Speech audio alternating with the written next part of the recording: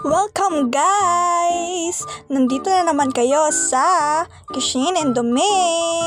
At for today's video nga ay magluluto kami neto.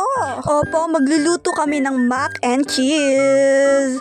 Mag-aala chef kami. Chef ang atake. Chef daw! Huy! At kinukuha na nga namin yung mga gagamitin namin. Hinanda na nga namin yung kaserola. Hindi nyo makita kasi may mga nakaharang na panandok. Diyos ko. Hinugasan na nga namin yung kaserola. At natuwa pa nga kami kasi nagbabago-bago yung anuhan sa gripo. Tingnan nyo, oh. Nilagyan na nga namin ng tubig para mapakuluan na at sinaksak na rin namin yung induction. Pinindot-pindot na nga ng kapatid ko yung induction para magsimula ng uminit. Hindi pa nga kami magkaintindihan kung ano ang pipindutin dito.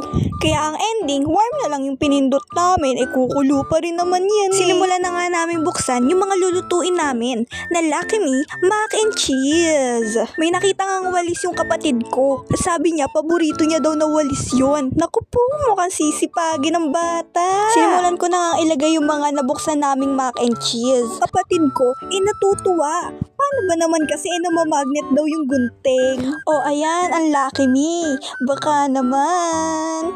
Amy. Lucky Me.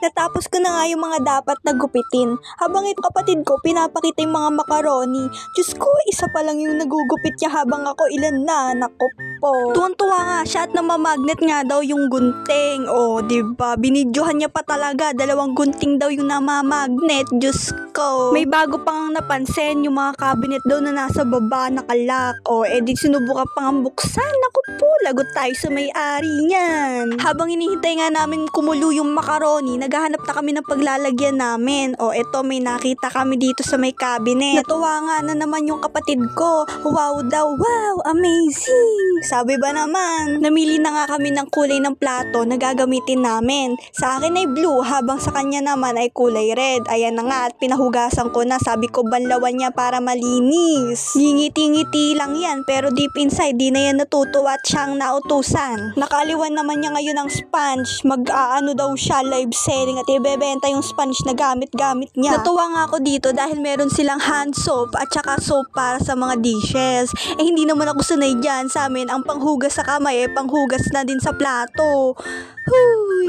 At yan nga, sabi ko hugasan niya na yung mga baso. Nagmukha tuloy masipag. Huy! Ayan nga, para sa mga naghahanap ng tagahugas ng plato, tagahugas ng plato for rent. Chas! Nag-aura-aura nga muna ako at ang tagal-tagal kasing kumulo. Sa kakaantay nga namin kumulo, siniwan na lang ng kapatid ko yung macaroni.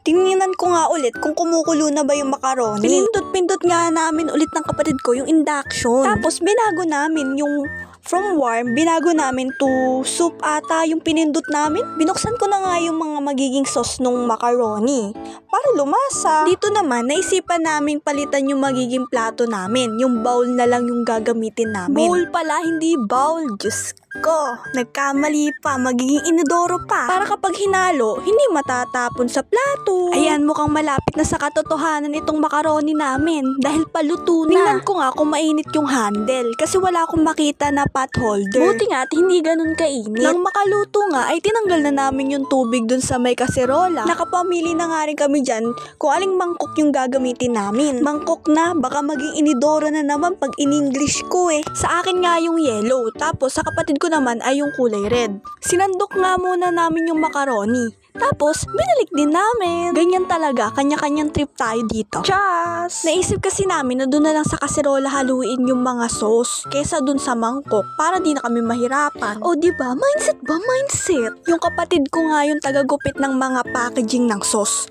Tapos, ako naman yung tagahalo. Nasabihan pa nga ako na wala man lang daw akong nagupit. Abay, syempre, ante, ako yung naghahalo din eh. Diyos ko. Alangan namang gamitin ko yung paa ko, diba? Hinalo-halo ko nga muna ng mabuti yung sauce tsaka yung macaroni. Mekos-mekos ba? Mekos-mekos. Yung kapatid ko nga ay naghihintay na sa gilid ko. Kailan ko nga daw ba sasandukin yung macaroni at gutom na daw siya. O siya, eto na at makakakain ka na. The long wait is over, ante. Pinagsasando ko nga yung macaroni. At talagang minake sure ko na pantay lang yung macaroni namin sa isa't isa. At baka sabihin ay lamang ang akin at kaunti sa kanya. Alam mo na, sibling things. Binabad ko nga muna yung pinaglutuan namin para hindi na mahirapan hugasan mamaya. At ito namang isa ay hindi na nakapaghantay at kinain na. Napakasarap daw, oh. Di sasarap yan ako nagluto niyan. Pagkatapos nga niyang makuha yung macaroni niya at ayun, nilayasan na nga ako. Syempre, at dahil ako ang nagluto niyan, di titikman ko. Ay talaga naman, grabe. Sobrang sarap. Pang Gordon Ramsay. At dito nga nagtatapos. Bye!